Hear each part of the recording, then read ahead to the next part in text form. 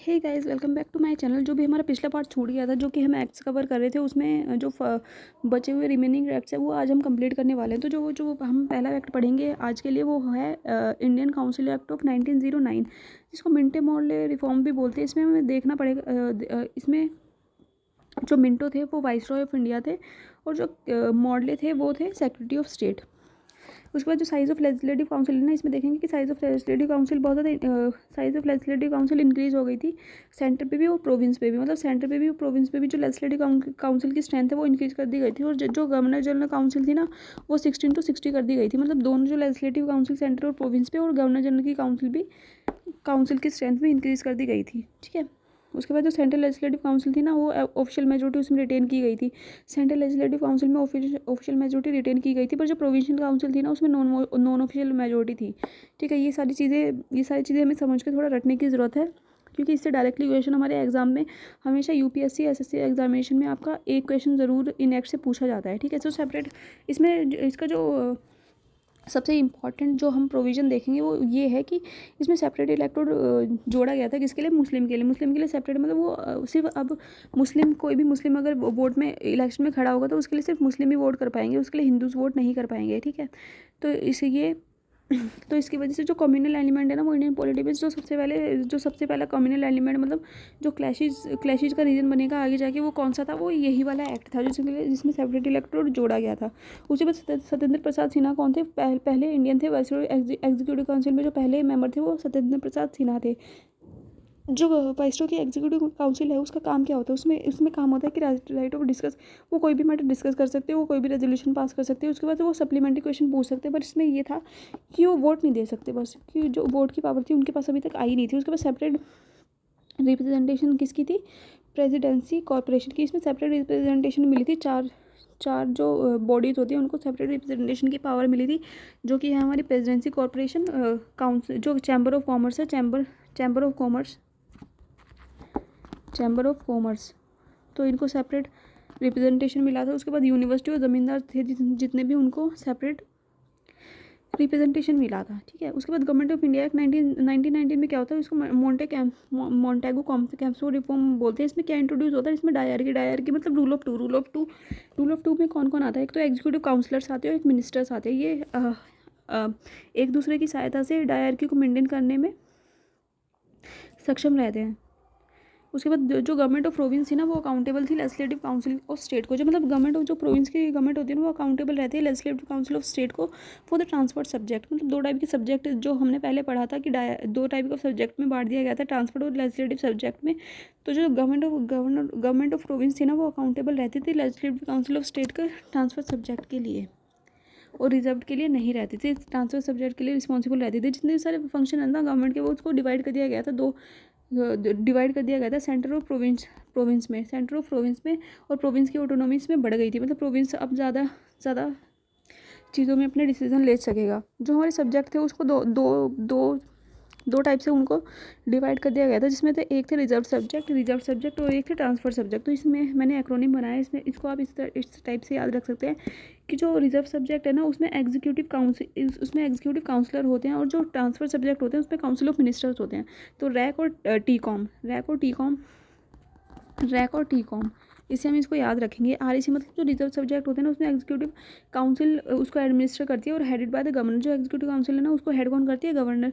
और जो transfer subject होते हैं ना, उसको council of minister headed by governor, उनको देखते हैं। ठीक है।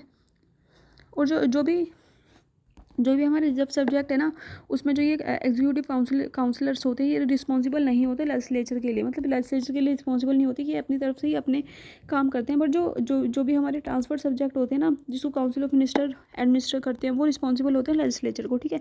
जो इसमें बाइकैमरल लेजिस्लेचर इंट्रोड्यूस किया गया था एट द प्रोविंशियल। मतलब बाइकैमरल क्या होता है? जो जैसे आज के टाइम में हम देख सकते हैं कि लोकसभा और राज्यसभा हमारे दो हाउसेज है पार्लियामेंट के, तो इसी तरह से उस टाइम पे बाइकैमरल लेजिस्लेचर हुआ करता था।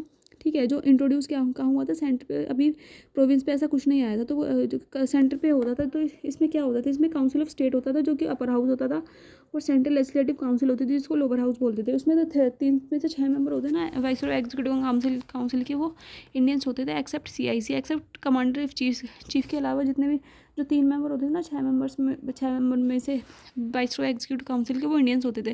पहली बार डायरेक्ट इलेक्शन कब जोड़ा गया? पहली बार डायरेक्ट इलेक्शन जोड़ा गया, इसमें नाम लिया गया, वो इस वाले एक्ट में आया, इस वाले एक्ट में ही किया, जो कि गवर्नमेंट ऑफ इंडिया 1919 का एक्ट था। ठीक है, पहली बार तो सेपरेट इलेक्टोरल इसमें मुस्लिम के लिए कंटिन्यू कर देगा, उसमें इसके अलावा चार और जातियों के लिए इसमें सेपरेट इलेक्टोर था, जो कि था सिख, क्रिश्चियन, यूरोपियन और एंग्लो इंडियन। तो ये चारों के नाम हमें याद रखने हैं। ऐसे आप शॉर्ट फॉर्म में इसके नोट्स बना सकते हैं, जैसे कि मैंने बनाए हुए हैं। उसके बाद कौन कौन से लोग होते थे एग्जीक्यूटिव काउंसिल में? इलेक्टेड होते थे, नॉमिनेटेड ऑफिशियल्स होते थे, नॉमिनेटेड नॉन ऑफिशियल्स भी होते थे। ठीक है, इसके बाद इसमें लिमिटेड फ्रेंचाइज मतलब वोट देने की पावर इसमें लिमिटेड इंट्रोड्यूस कर दी गई थी पहली बार on the basis of pat से मैंने याद रखा है कि किस बेसिस पे? 3 बेसिस में। एक तो प्रॉपर्टी, उसके बाद एजुकेशन और टैक्स के बेसिस में इसमें फ्रेंचाइज मतलब जो लोग जिन लोगों की वजह से प्रॉपर्टी होगी, जो एजुकेटेड होंगे या जो टैक्स भरते होंगे, उनको लिमिटेड फ्रेंचाइजी मतलब वोट देने की पावर मिल गई थी। ठीक है, उसे और इसको ये एक्ट को बोला जाता है कि इसमें प्रोग्रेसिव रियलाइजेशन हुआ था किसका? रिस्पॉन्सिबल गवर्नमेंट का। उसके बाद 1919 में सीपीएससी मतलब central public service commission add हुआ था, जो कि 1926 में इम्प्लीमेंट हुआ था, मतलब एस्टेब्लिश हो गया था CPSC, central public service commission.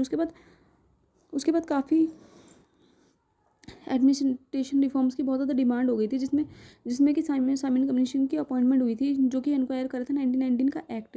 ठीक है, मतलब जो लोगों की तरफ से बहुत ज़्यादा डिमांड आई थी कि उनको रिफॉर्म चाहिए, तो इसकी वजह से साइमन कमीशन की अपॉइंटमेंट की गई थी, जो कि जिसने इंक्वायर किया था 1919 का act.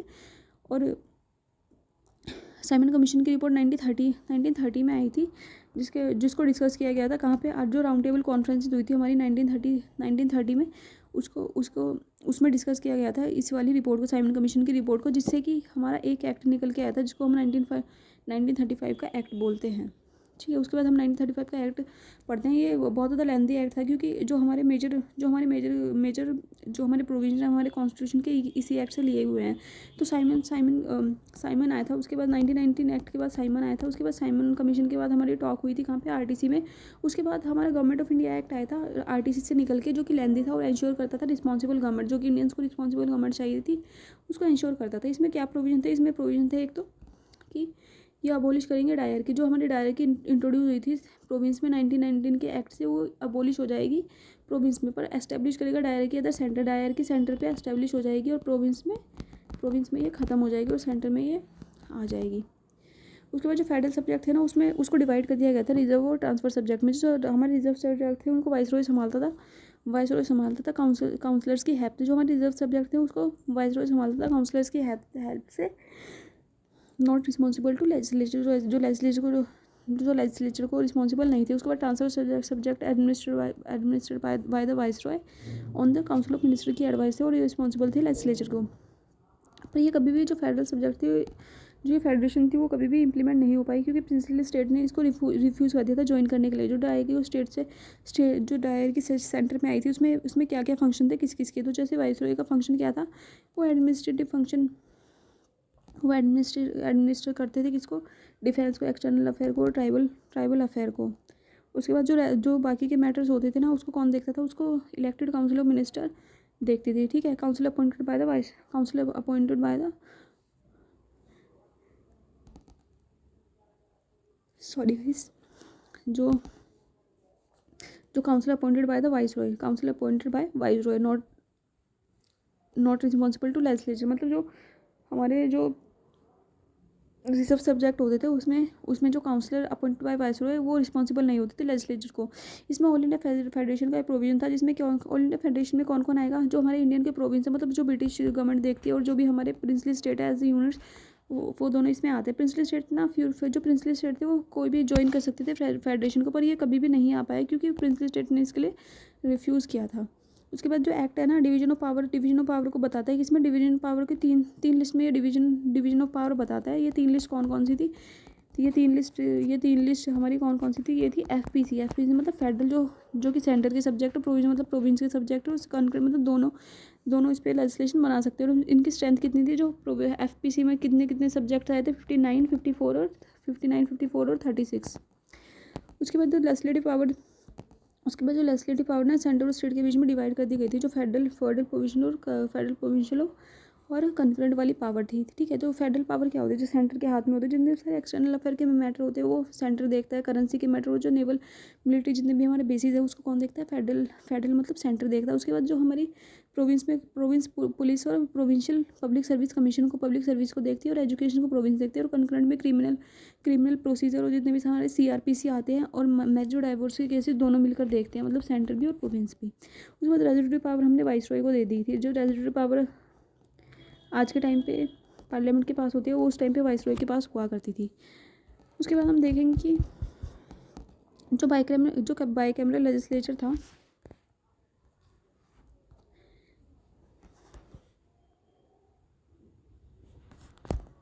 Sorry for the inconvenience guys. उसका जो बाईकैमरल लेजिस्लेचर था वो इंट्रोड्यूस हुआ था कहाँ पे, प्रोविंस में। कौन जो 6 में से 11 प्रोविंस है उसमें बाईकैमरल लेजिस्लेचर आया था, जिसको मैंने इससे याद रखा है कि BBB 3B और मैप। 3B और मैप मतलब बंगाल, बिहार और बॉम्बे और मद्रास, असम और यूनाइटेड प्रोविंस। तो इसको याद रखेंगे 3B और मैप। ठीक है, उसमें सेपरेटेड इलेक्टोरेट इसमें तीन लोगों के लिए जोड़ दिए गए थे। एक तो डिप्रेस क्लासेस, उसके बाद वुमेन और लेबर, जो लेबर्स वगैरह वुमेन के लिए, और डिप्रेस क्लासेस के लिए इसमें सेपरेटेड इलेक्टोरेट जोड़ दिया गया था 1935 में। इससे हमें याद रहेगा कि 1909 में किसके लिए जोड़ा था, मुस्लिम के लिए। उसके बाद 1919 में हमें यूरोपियन, सिक्स, क्रिश्चियन और एंग्लो इंडियन के लिए जोड़ा गया था।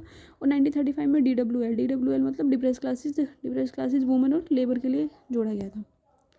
उसके बाद फ्रेंचाइजी एक्सटेंड, जो हमारे पहले जो फ्रेंचाइजी मिली थी लोगों को PDT मतलब पैट के हिसाब से, मतलब प्रॉपर्टी, एजुकेशन और टैक्स के हिसाब से, वो उसको अब एक्सटेंड कर दिया गया था 10% ऑफ टोटल पॉपुलेशन के हिसाब से। उसके बाद इसमें फेडरल कोर्ट का प्रोविज़न था, जो कि फेडरल कोर्ट हमारा आज दिल्ली में है। उसका प्रोविज़न 1935 के एक्ट से ही बनाया गया था, जिसमें उस टाइम पे एक चीफ जस्टिस और 6 जजेस थे।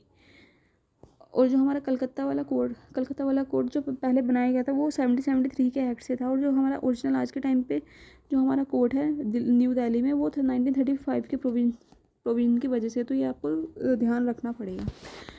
That's all for today guys. इस तरह से हम आगे के जो चैप्टर्स हैं पॉलिटी, मॉडर्न हिस्ट्री या पॉलिटी में, वो मैं आपके लिए लाती रहूँगी। Thank you.